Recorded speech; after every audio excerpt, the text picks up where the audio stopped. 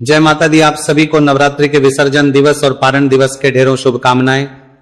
प्रिय दर्शकों, आज के इस वीडियो में हम बात करेंगे कि नवरात्रि के अंतिम दिन पर जब आप चौकी को उठाएंगे, कलश का विसर्जन करेंगे, चौकी का विसर्जन करेंगे तो किस वस्तु का विसर्जन करना है, किस वस्तु का विसर्जन नहीं करना है, चौकी कब हटानी है, कब नहीं हटानी है, जो वस्तुएं आपने माता को अर्पित की उनका क्या करना है, कलश में जो आपने सामग्री डाली है, पंचरत्न है या सुपारी है, उन सब का क्या करना है, कलश का क्या करना है, विसर्जन की विधि क्या है, नियम क्या है, मंत्र क्या होंगे, और इस विसर्जन के साथ पारण के लिए मुहूर्त क्या रहेगा, शुभ मुहूर्त क्या रहेगा, और पारण से पहले या विसर्जन से पहले क्या आपको पूजा करनी चाहिए या नहीं करनी चाहिए, और अगर पूजा करनी है तो वह पूजा की विधि क्या होगी, किस प्रकार से हमें पूजन करना चाहिए और फिर कैसे विसर्जन करना चाहिए, यह संपूर्ण जानकारी आपको इस वीडियो के माध्यम से प्रदान की जाएगी।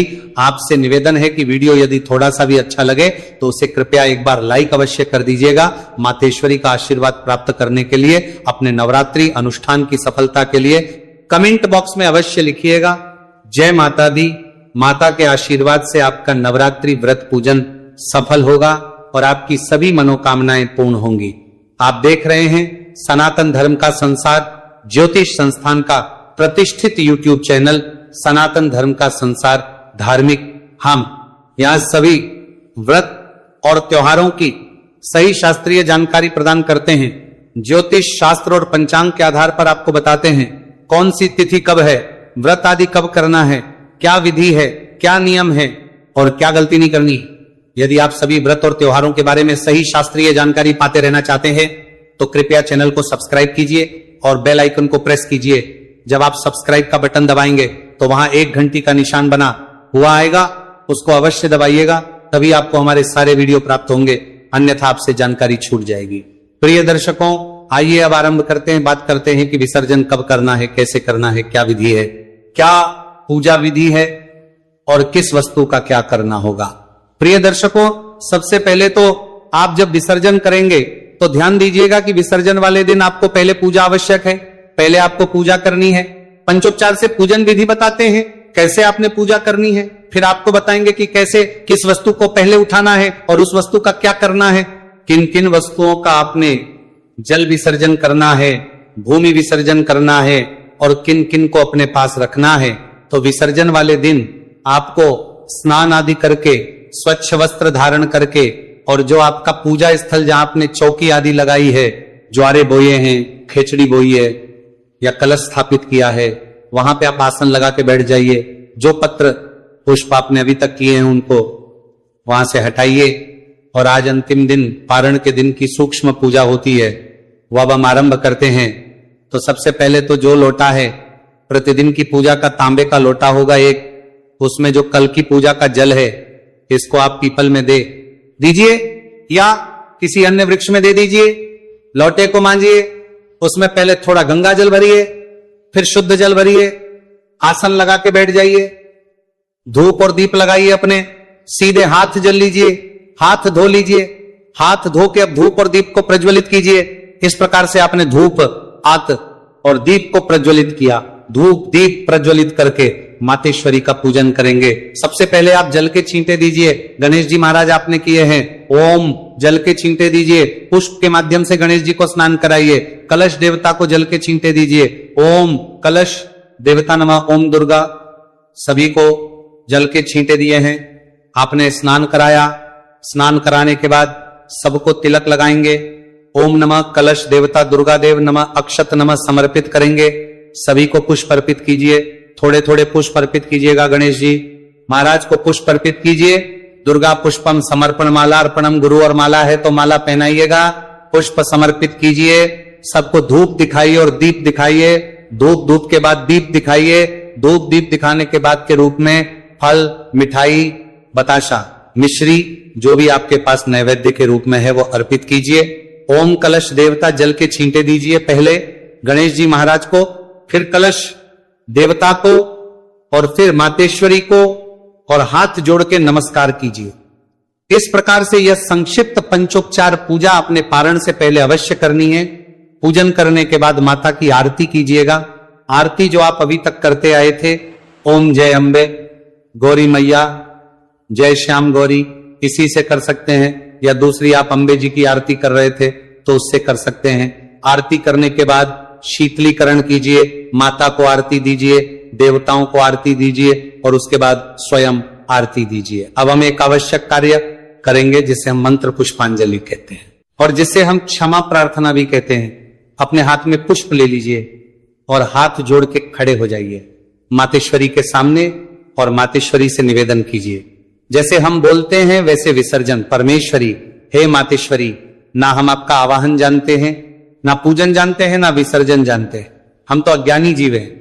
जैसी बन पड़ी वैसी सेवा आपके श्री चरणों की हमने पिछले 9 दिनों में की है। मातेश्वरी, जैसी हमारी छोटी सी बुद्धि है, उसकी जो समझ है, उसके अनुसार हमने उत्तम करने का प्रयास किया है। हम आपके दर के भिखारी हैं, आपके बालक नादान हैं मातेश्वरी, और आप दया सिंधु हैं, तो हम पर दया करें, हमारी जाने सभी गलतियों को क्षमा करें। यदि आपसे कोई त्रुटि हुई है व्रत में या पूजन में, तो आप उसका विशेष रूप से माता के सामने वर्णन कर सकते हैं कि आपसे अनजाने में ये गलती हो गई, इसके लिए मां क्षमा करे, कि मातेश्वरी हमारी सभी जाने अनजाने में की गलतियों को क्षमा कीजिए और दया का आशीर्वाद प्रदान कीजिए। हमने जो नवरात्रि का अनुष्ठान किया है 9 दिन का, इसे आप स्वीकार कीजिए मातेश्वरी, इसे आप स्वीकार कीजिए। आपको अर्पित के लिए हमारे पास कुछ नहीं है, तन मन धन सब कुछ आप ही का है। जैसा कि हम पहले ही कह चुके हैं, हमारे पास तो क्या है, केवल ये पुष्पांजलि परमेश्वरी है मातेश्वरी, यह पत्र पुष्प की भेंट है, इसे आप स्वीकार करें और दया का आशीर्वाद प्रदान करें। और क्योंकि आज ये अंतिम दिन है, हम विसर्जन कर रहे, तो आपसे निवेदन कि गणेश जी महाराज रिद्धि सिद्धि के साथ सदा हमारे घर में विराजमान रहे, मां लक्ष्मी सदा हमारे घर में विराजमान रहे। गणेश जी महाराज रिद्धि सिद्धि के साथ सदा हमें सद्बुद्धि देते रहे, धर्म देते रहे, जिससे कि हमारे यहाँ सभी सदकर्म होते रहे और मां लक्ष्मी सदा हमारे घर में धन के भंडार भरी रखे। बाकी सभी देवता जो कलश में विराजमान थे, बाकी सभी देवता अपने अपने स्थान को प्रस्थान करें। हे मातेश्वरी, आप भी अपने स्थान को प्रस्थान, और फिर पुनः जब भी हम आपको स्मरण करें, जब भी आपको याद करें, तो आप अवश्य यहां आके हमारी पूजा को स्वीकार करें। परमेश्वर ब्रह्मादेव देवः यान्तु देवगणः, पूजा बोलिए जगदम्बा मात की जय।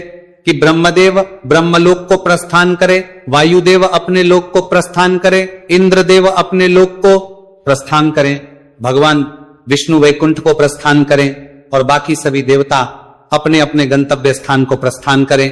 और पुनः जब भी हम आपको स्मरण करें, याद करें, तो आप सभी आएं और हमारी पूजा को स्वीकार करें। इस प्रकार से भगवती के चरणों में कलश देवता पे और गणेश जी महाराज पे इस प्रकार से अर्पित कर दीजिए। अब आप खड़े खड़े परिक्रमा कर लीजिए, यानी कान चपा पानी प्रदक्षिणाम पदे पदे, यानी कान चपा पानी प्रदक्षिणाम पदे पदे परिक्रमा कीजिए। और जो पुरुष जन है वो दंडवत प्रणाम कीजिए। माताएं बहनें हाथ जोड़ के शीश नवा के प्रणाम कीजिए। यहां जो भी प्रार्थना आप करना चाहें मातेश्वरी से वो कर सकते हैं। जिस भी किसी निमित्त आपने यह अनुष्ठान किया था, उस मनोकामना के लिए माता से यहां प्रार्थना कर सकते हैं। इस प्रकार से यह पूजन पूर्ण होता है। पूजन पूर्ण होने के बाद कलश को वहां से थोड़ा सा घुमा दीजिए, चौकी को थोड़ा सा खिसका दीजिए। कलश में से जो वस्तुएं हैं उनको निकालने से पहले पूर्ण पात्र को उठाइए। जो नारियल है ना, ये इस नारियल को आप अगर बांध के रख सकें लाल कपड़े में तो अपने घर में रखिए, या मुख्य दरवाजे पर भी इसको टांग सकते हैं। इसके 2 लाभ हैं। घर में रखेंगे, ये पॉजिटिव ऊर्जा अगर दरवाजे पे लगा के रखेंगे तो किसी भी प्रकार के नकारात्मक ऊर्जा आपके घर में प्रवेश नहीं करेगी। सदा ये सकारात्मक ऊर्जा का प्रवाह रखिएगा। और जब अगला नवरात्रि आएगी तो आप इसका विसर्जन कर देना, अगले वाले को लगा दीजिएगा। या घर में किसी प्रकार का सूतक आदि हो जाए, पातक आदि कुछ ऐसा कभी हो परिवार में, तो आप इसको अवश्य ही उसके बाद जल विसर्जित कर दीजिएगा। जो कलश में जल है उसमें 5 पल्लव आपने लगाए होंगे, उन 5 पल्लव से जो पत्ते लगे हैं उन्हीं से पहले अपने ऊपर छींटे दीजिए उस जल के, और फिर पूरे घर उस जल के छींटे दीजिए। पारिवारिक जनों को उस जल के छींटे दीजिए। 5 पल्लव के माध्यम से, उन पत्तों के माध्यम से ही, चाहे वो अशोक के हो चाहे आम के हो, उन पत्तों से आप उस जल के छींटे देंगे। ये जो जल है ये बड़ा पॉजिटिव है, बहुत ही शुभ ऊर्जा है इसके अंदर, मंगलमय ऊर्जा है, शक्तिशाली ऊर्जा है, उसका प्रवाह आपके अंदर होगा। नकारात्मक ऊर्जा जो है वो दूर जाएगी। जो भी नकारात्मक ऊर्जा घर में होगी वह सारी इस जल के प्रभाव से बाहर चली जाएगी। घर में सौहार्द का, खुशियों का माहौल होगा। जल को छिड़किएगा। बाकी जो जल बचे उसे आप पीपल में अर्पित कर सकते हैं। कलश में जो वस्तुएं आपने डाली थी उसमें जो पंचरत्न हैं उनको आप निकाल के रखिए और जो सुपारी है उसको निकालिए। चांदी का सिक्का हमने डालने को कहा था, अगर आपने डाला है तो उसको निकालिए, एक लाल रंग के वस्त्र में बांधिए और लॉकर में रख सकते हैं, तिजोरी में रख सकते हैं। ये आपको सदा बरकत देगा, आपके घर में धन के भंडार रखेगा और खुशियों से भरा पूरा परिवार रखिएगा। बाकी जो है वो सब विसर्जन में जाएगी। जल विसर्जन कर सकते हैं, भूमि विसर्जन कर सकते हैं। बाकी सामग्री की बात करें तो जो जवारे आपने बोए हैं, खेतड़ी बोई है, उसमें से एक एक जवारा लेके प्रसाद रूप में पारिवारिक जन ग्रहण कर ले। कुछ लोगों के यहां पे एक नियम होता है कि वो कान के पीछे जवारे लगाते हैं। अगर आपके यहां ऐसा कोई नियम है तो आप लगा सकते हैं। बाकी के जो जवारे बचेंगे वो सभी जवारे आप गाय को खिला दीजिएगा या जल विसर्जन कर दीजिएगा। पर ऐसे स्थान पर कभी ना फेंकिएगा जहां पैरों में वो आए, इसका ध्यान रखिएगा। जवारे के बाद बात करते हैं, आपने जो अखंड ज्योत जलाई थी, अखंड ज्योत आपने जलाई है, उसको थोड़ा सा वहां से उठा के खिसका दीजिए और उसमें अब आगे घी नहीं बढ़ाइएगा। जितना घी है उसको स्वतः जलने दीजिए, वह स्वतः ही जल के बुझेगी। ऐसा नहीं कि आप उसको बुझाएं, उसको बुझाने की आवश्यकता नहीं है कि तस्वीर या प्रतिमा जो आपने लगाई थी उसको वहां से उठा के अपने मंदिर में स्थापित कीजिए। जो भी पूजा का स्थान है आपका वहां पे लगाइए, जिससे कि माता की रोज वहां पर पूजा होती रहेगी। इस प्रकार से बाकी जो सामग्री बची, जो आपने पत्र पुष्प चढ़ाए होंगे देवी को, 9 दिनों की पूजा में पान के पत्ते आदि चढ़ाए होंगे, सुपारी चढ़ाई होंगी गणेश जी महाराज को, और कलश देवता को आपने भी चढ़ाई होंगी। ये सभी वस्तुएं जो है वो जल विसर्जन में जाएंगी। भोग प्रसाद जो भी चीजें बची हैं जो ग्रहण करने योग्य हैं वो सब देवी का प्रसाद समझ के, गणेश जी महाराज का प्रसाद समझ के आप सभी पारिवारिक जन ग्रहण कर सकते हैं। और जो खाने योग्य ना हो उन सब का या तो आप जल विसर्जन करेंगे, और जल विसर्जन नहीं कर सकते तो एक गड्ढा खोदिएगा और उस गड्ढे में ये सभी वस्तुएं दबा दीजिएगा। कलश आपने अगर धातु का लिया है तो घर में संभाल के रखिए। मिट्टी का कलश है तो आप मंदिर में रख के आ सकते हैं, या उसका भी विसर्जन कर चौकी आदि होगी, वो तो घर में सदा प्रयोग होती है। आगे जब भी पूजा होगी, अभी एकादशी आ रही है, फिर चौकी लगेगी, या जब भी आपके यहां पूजा होती है उस समय प्रयोग होती रहेगी, उसको उठा के आप रख दीजिएगा। तो इस प्रकार से इन सभी वस्तुओं का निस्तारण करना है। अब प्रश्न उठता है कि ये सब करना कब है, हमें विसर्जन करना कब चाहिए, और उसके साथ ही हमारा जो ये नवरात्रि का अनुष्ठान है ये पूर्ण कब होगा। क्योंकि किसी के यहां अष्टमी होती है और किसी के यहां नवमी होती है। तो प्रिय दर्शकों, मैं आपको यहां बता दूं, जिनके यहां अष्टमी होती है और जिनके यहां नवमी होती है, दोनों को ही ये कार्य दशमी के दिन करना चाहिए। ये कार्य ऐसा नहीं है कि आपके यहाँ अष्टमी पूजती है तो आप अष्टमी को करेंगे। 9 दिन का विधान है नवरात्रि का। अगर आपने चौकी आदि लगाई है, खिचड़ी बोई है, ज्वारे आदि बोई है और कलश स्थापित किया है तो इसे पूरे 9 दिन पालन कीजिए, और 10वें दिन इसका विसर्जन पूजन होगा, और 10वें दिन ही आपके व्रत आदि का पारण होगा। इसका ध्यान दीजिए। प्रकार से 27 तारीख तक, 27 तारीख को नवमी है, 27 तारीख तक आप विधि विधान से पूजन कीजिए।